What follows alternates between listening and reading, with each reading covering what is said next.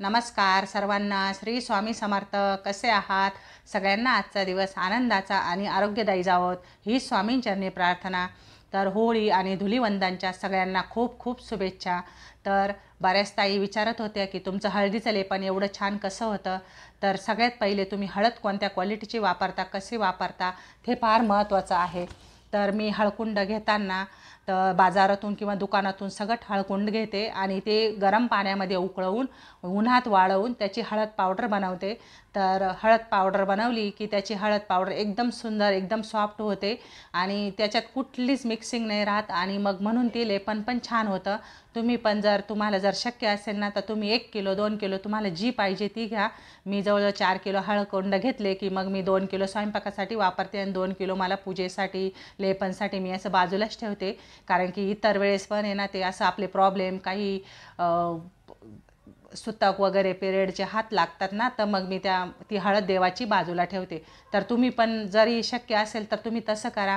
नसेल शक्य तर ज्या दुकानामध्ये तुम्हाला चांगली गॅरंटी हळद भेटेल किंवा त्यात कुठलाच काही हळदमध्ये ना कलर मिक्स असतो, ती आपल्या वापरण्यामध्ये पण शरीराला खूप हानिकारक असते.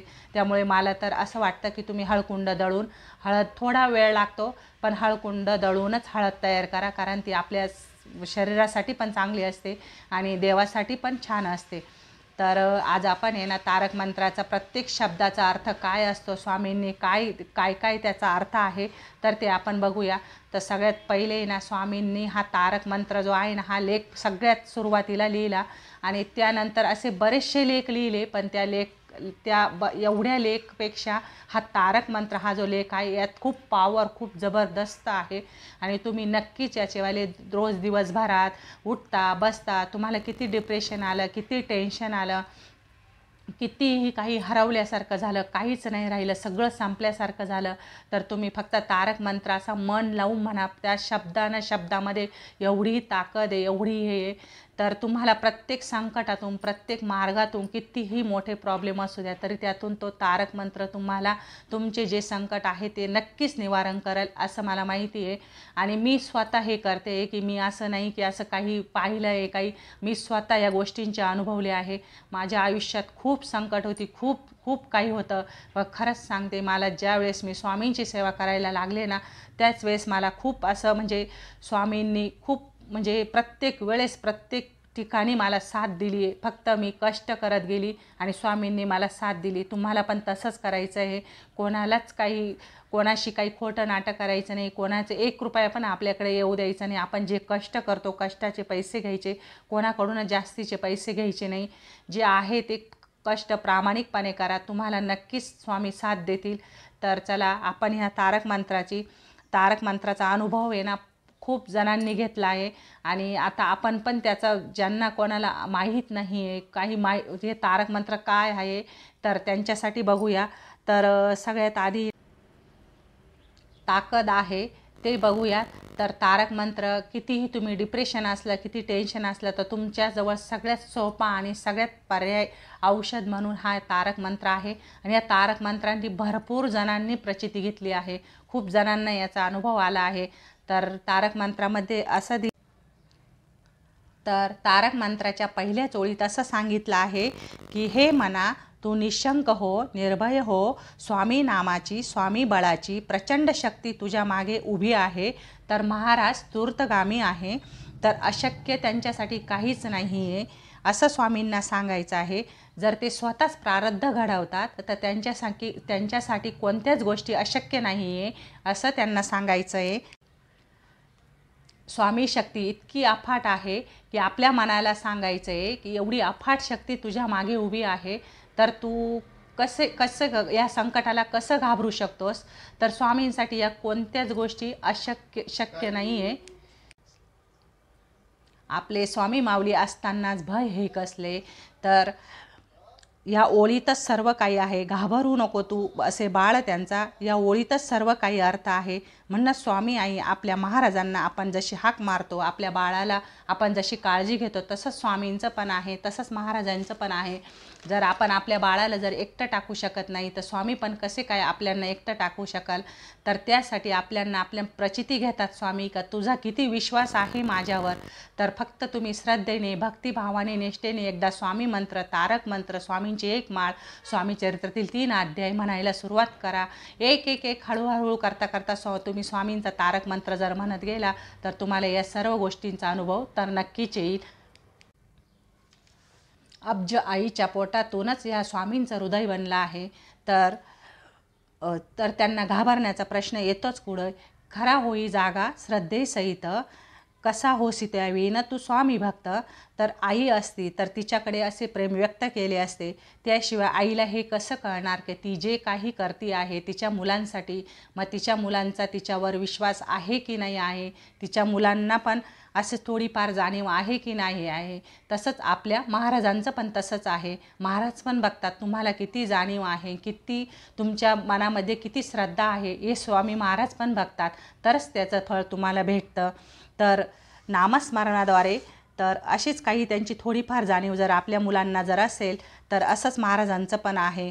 तर नामस्मरणाद्वारे हे व्यक्त करायचं की महाराजांना बाकी कसलीच अपेक्षा नाही. तुम्ही किती कष्ट करता, काम करता, पैसा कमावताय, महाराज काही मागताय का तुमच्याकडे? काहीच नाही मागत. तर त्यांना फक्त तुमचं काय पाहिजे? निस्वार्थ प्रेम, भक्तिभाव आणि श्रद्धा. हे फार महत्त्वाचं आहे. की ते असं म्हणतात की तुम्ही काही हे कमावलं का तेवढे कमावले की एवढा तुम्हाला नफा झाला की हे तुम्ही मला द्या का ते द्या असं मागताय का? त्यांना ते काहीच लागत नाही. फक्त तुमची भाव लागतो, तुमची श्रद्धा लागते. तुम्ही मनापासून किती करताय. जर तुम्ही मनापासून जर सेवा 1-2 तास करताय आणि तुमचं मनच लागत नाही तर ते सेवेचा उपयोगच काय? तुम्ही फक्त कमीत कमी 10च मिनटं द्या. 10 मिनटामध्ये स्वामींनाच आपलंसं करून घ्या पूर्ण. ज्यावेळेस आपण आपलंसं करतो त्याच वेळेस स्वामींना आतुरतेने हाक मारा. त्याच वेळेस स्वामींना आपल्या भावना कळतील, आपले मन कळेल, आपली श्रद्धा कळेल. तर स्वामींच्या जवळ जाणं इतकं सोपं तर नाही आहे. मी तर असं म्हणते की आपण जे सेवेकरी आहे, जे स्वामींची सेवा करतात, काहीतरी मी म्हणते असंच आपलं काहीतरी पुण्य असावं, काहीतरी नशीब असावं, म्हणूनच आपण या स्वामी सेवेत आलो आणि आपल्याला स्वामींची सेवा करायला भेटते. तर इतकं सोपं पण नाही आहे की आपण ही स्वामी सेवा करणं आणि स्वामींच्या एवढं जवळ जाणं. आपण अजून खूप लांब आहे, बरंचसं लांब आहे. खूप जवळ जाण्याआधी खूप काही करावं लागतं. तर आपण एवढं काही करू शकत नाही. पण थोडं ज्यावेळेस तुम्ही सवय लावाल त्याच वेळेस तुम्ही या गोष्टी सिद्ध करू शकाल. आठव कितीदा दिली त्यांनीच साथ, नको डगमगू स्वामी देतील हात. ही आईच अशी असते की आपली आजी आपल्या मुलांबरोबर खंबीरपणे, आपले मुलं कितीही संकटात असू द्या, कितीही मध्ये असू द्या, तरी ती आई मुलांच्या पाठीशी उभी राहते. तर तसंच महाराजांचं पण आहे. तर ते एक वेळ ते स्वतःला विसरू शकतात पण आपल्या लेकरांना कधीच विसरू शकत नाही. मग त्या महाराजांनाच जर आपण आई मानले, आपले गुरु मानले, आपले वडील मानले, आपण जर सर्वस्व मानलं आहे तर ती कसे आपल्या लेकरांना विसरू शकतील? तेच तर आहे या तारक मंत्रामध्ये. म्हणूनच आपण स्वामींना विसरायचं नाही. आणि ते कसं सगळं सांभाळतात, हे सगळं विश्व हे सर्व स्वामीच सांभाळतात. तर हे निशंक हो, निर्भय हो या तारक मंत्राचे जर नित्य पठण करणे तेवढे शक्य असेल तेवढे करावे. आणि तुम्ही चमत्कार बघा. जर तुम्ही हे चमत्कार अनुभवाल तर स्वामी आई तुमच्यासाठी नक्कीच धावत येईल. तर हे मी स्वतः अनुभव घेतले आहे. मला काही कोणी सांगितलेलं नाही, मी स्वतः हे अनुभव घेतले आहे. आणि माझा दिवसभरात तारक मंत्र बऱ्याच वेळेस होतो. बऱ्याच म्हणजे मी मोजू पण शकत नाही ते किती वेळेस होतो. एकदा की कामाला सुरुवात केली की तारक मंत्राला सुरुवात केली का संध्याकाळपर्यंत फक्त काय मध्ये कस्टमर आलं किंवा काही असं दुसरं काही काम असलं तरच मध्ये तारक मंत्राचा माझं तोंडामध्ये बंद होतो. नाही तर तोपर्यंत सतत तोंडामध्ये तारक मंत्रच असतो. आणि अजून मला थोडंसं सांगायचं आहे की आपण जे कष्ट करतो, जे कमावतो, रात्रंदिवसाचे कष्ट करतो, मेहनत करतो, जेवढा पैसा कमावतो ना, तर तुम्ही काय करायचं, जर आपलं महिन्याचं कोणी जर जॉबला असेल किंवा कोणी बाहेर असेल तर त्यांचं जे महिन्याचं पेमेंट होतं ना, त्या महिन्याच्या पेमेंटमधून आहे ना तुम्ही त्या पैशांमधून आहे ज्यावेळेस पेमेंट झालं त्यावेळेस 500 रुपये घरामध्ये आणून आपल्या देवघराजवळ, आपल्या महालक्ष्मी आईजवळ किंवा आपल्या स्वामींजवळ ते 500 रुपये घरामध्ये आणून ठेवा. तोपर्यंत तुम्ही कुठलीच देवाणघेवाण करायची नाही. कारण की आजकाल बरेचशी अशी देवाणघेवाण झाली फोनपेमुळे ना, पेमेंट आलं की आपण काय करतो, याचे द्यायचे त्याचे द्यायचे, हे घ्यायचं ते घ्यायचं. मग आपण ते लक्ष्मी जी येते ना आपली कष्ट करून, तर ती आपण घरात आणतच नाही. ती बाहेरच ते फोनपेद्वारे इथं तिथं पैसे संपून जातात. मग कशी लक्ष्मी स्थिर राहील आपल्या घरी? तर ह्या गोष्टी नेहमी लक्षात ठेवा. तर तुम्ही ना ज्यावेळेस पेमेंट झालं की तुम्ही नाही पूर्ण पेमेंट आणलं तरी फक्त 500 रुपये काढून आणायचे, रात्रभर देवाजवळ ठेवायचे आणि मग दुसऱ्या दिवशी तुम्हाला कोणाचे द्यायचे कोणाचे नाही. प्रत्येकाच्या आयुष्यात खूप अडचणी असतात, प्रत्येकाचे मुलं शिक्षणासाठी असतात, कोणाचं घरात, प्रत्येकाला काही ना काही कारणास्तव पैसा हा दिवस उगल्यापासून पैशाला सुरुवात होते तर संध्याकाळपर्यंत असा कोणता दिवस जातो की तुमचा काही आज पैसे लागले नाही. तर तुम्ही मग तोच पैसा आपला वायफट खर्च न होता तर आपण आधी घरामध्ये 500 रुपये 100 रुपये तरी देवाजवळ आणून ठेवा आणि त्यानंतर दुसऱ्या दिवशी ते पैसे 500 रुपये तुमची एवढे साईडला पडत असतील तर ज्यांची ठेवायची असेल त्यांना तर ते 500 ठेवू शकतात, किंवा ज्यांची खूप कॅपॅसिटी नाही आहे एवढे नाही ठेवू शकत तर 100 रुपये ठेवा. 100 नाही ठेवले तर 10 रुपये पण रोजचे एक बाजूला ठेवा, किंवा महिन्यातले 10 रुपये बाजूला ठेवा, 100 रुपये बाजूला ठेवा. आजकाल तर एवढं 10 रुपयाचं पण काही एवढं हे नाही, पण 100 रुपये तर नक्कीच ठेवू शकता. आणि जे पैसे तुमचे साचतील एक गल्लाच करा, गल्ल्यामध्ये ते पैसे साचून ठेवायचे. 6 महिने वर्ष किंवा वर्षभरात तुमचे जे पैसे साचतील ना तिथं तुम्ही त्या पैशांचं काय करायचं तर अक्कलकोट, समजा गजानन महाराजांचं शेगाव, इथं बऱ्याच ठिकाणी शिर्डी, इथं पण तुम्ही थोडेफार तरी तुमच्या हातून दान होऊ द्या. दान झाले की तिथं पण द्या, किंवा आपल्या घरामध्ये एखादी देवाची मूर्ती किंवा आपल्याला काही देवासाठी काही घ्यायचं आहे तर त्या पैशांमधून तुम्ही खरेदी करू शकता. तर याचे खूप छान अनुभव आहे. खरंच मी स्वतः म्हणजे माझ्याकडे हे जेवढं म्हणजे मी देवपूजा करायला सुरुवात केली माझ्याकडे सर्व खरंच काही नव्हतं. मी असं थोडं करूनच म्हणजे मी हे सर्व घेतलं आहे. तर खरंच मी पण असंच थोडेफार पैसे बाजूला ठेवूनच केला. एकासोबत आपल्याकडे काही एवढे पैसे पण येत नाही आणि एवढे बाजूला पण ठेवू पण शकत नाही आपण, कारण पैसा आहे हा पैशांची सुरुवात ही दिवसभरात म्हणजे दिवसभर म्हणजे पैशाशिवाय होतच नाही असं तरी मला म्हणायचं आहे. तर ज्यावेळेस म्हणजे आमच्या घरात पण काय होतं, मिस्टरांना पण अशी सवय होती फोनपेमुळे ना घरात पैसे आणणंच बंद करून टाकायचे. लगेच याचे द्यायचे त्याचे द्यायचे. खूप वेळेस सांगायची का अहो घरात 500 रुपये तरी ठेवा. आत्ता कुठं त्यांना अशी 6 महिन्यापासून अशी सवय लागली आहे की ते घरामध्ये 500 रुपये आणून त्याचं आता मी सांगणंच बंद केलं आहे काय माहिती.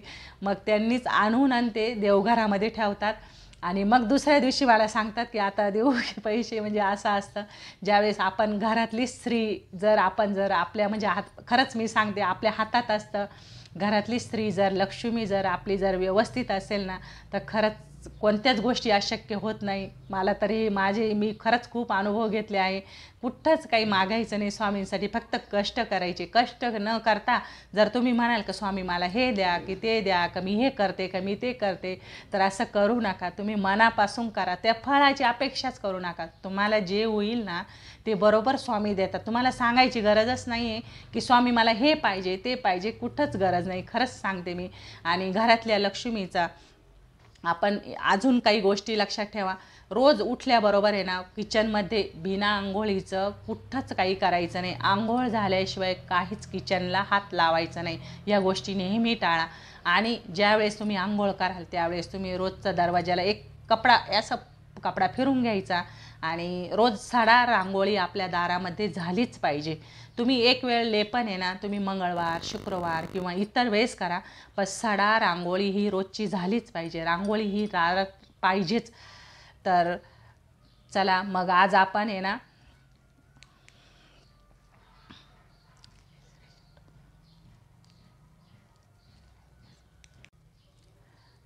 तर अशाच काही छोट्या मोठ्या गोष्टी होत्या. तर मला तर असं वाटतं की आपण खरंच स्वामींची सेवा करतो. स्वामींची जी काही सेवा करतो तर ते खूप पुण्य आहे का आपले, की आपण खूप काही करू शकतो स्वामींसाठी. पण ते आपण ते कंटाळा करत नाही. मग आपण असं म्हणतो हे झालं ते झालं, तर असं करू नका. खरंच स्वामी सेवा करा. स्वामी सेवेतून खूप काही बऱ्याच जणांचे प्रॉब्लेम सॉल्व झाले आहे. आणि मी आत्ताच नाही सांगत, मला हे चॅनल सुरू करण्यामागे माझा कुठलाच हेतू नव्हता. तर मी म्हणजे आधी पण मी खूप अनुभव घेतले. दुकानात ज्या लेडीज यायच्या ना तर त्यांना प्रत्येकाला सांगायची की तुम्ही जर कोणी लेडीज आली म्हटली की मला हे प्रॉब्लेम होतो तो प्रॉब्लेम होतो, तर मी प्रत्येकाला सांगायची की तुम्ही स्वामी सेवा करा, स्वामींची माळ जप करा, स्वामींचा तारक मंत्र म्हणा आणि स्वामी चरित्र सुरुवात करा. तर खरंच बऱ्याच ताईंचे असे म्हणजे काही तर डायरेक्ट फोन करतात की ताई खरंच तुम्ही सांगितल्यापासून आम्हाला खूप छान अनुभव आला आहे. तर माझ्या दुकानात आहे ना एक आमच्या इथंच वडाळ इथल्याच एक ताई होत्या. तर त्यांना आहे ना 15 वर्ष झाले तरी संतती म्हणजे त्यांना काहीच नव्हतं. तर मग त्या माझ्याकडे यायला लागल्या. तर मला म्हणे ताई मला काही काम आहे का? तर म्हटलं हो आहे. तर मी आहे ना थोडेफार असे ब्लाऊज द्यायला लागले त्यांचे, कारण त्यांची खूप मजबुरी होती. तर म्हटलं चालेल चला जाऊ द्या म्हटलं कोणाचं तरी.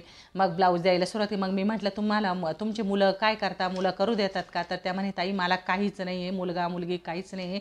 बरेच डॉक्टर केले, बरेच ट्रीटमेंट घेतल्या आणि काहीच होत नाही. तर मी त्यांना फक्त एकच सांगितलं की ताई तुम्ही खूप डॉक्टर केले, खूप ट्रीटमेंट केल्या, पण तुम्हाला एक सांगू की तुम्ही फक्त स्वामी सेवा चालू करा, स्वामींचा तारक मंत्र म्हणा, स्वामी चरित्र वाचायला 3 अध्याय रोजची सुरुवात करा. म्हणे ताई आमच्या घरामध्ये नॉनव्हेज खाता. म्हटलं खाऊ द्या, त्यांना नॉनव्हेज खाऊ द्या, तुम्ही पण करून दिलं तर काही होत नाही, ते काही हाताला लटकून राहत पण नाही. पण तुम्ही फक्त ज्यावेळेस आपण असं म्हणू का आमच्या घरात नॉनव्हेज होतं आणि आम्ही स्वामी सेवा नाही करू शकत, तर असं मग तुम्ही ज्यावेळेस सेवेला लागाल त्याच वेळेस त्या गोष्टी आपोआप बंद होतील, की त्या आपोआप आधी बंद होतील नंतर तुम्ही सेवेला लागाल असं नसतं. मी माझ्यावरून सांगते, आपण ज्यावेळेस आधी स्वामींची सेवा करायला लागू त्यावेळेस स्वामी बरोबर ठरवतात की कोणाचं मन कुठं बदलवायचं आहे. खरंच सांगते मी. तर त्या ताईंना पण असंच मी सांगितलं की जरी नॉनव्हेज खात असतील तर तुम्ही सेवा नक्की करा.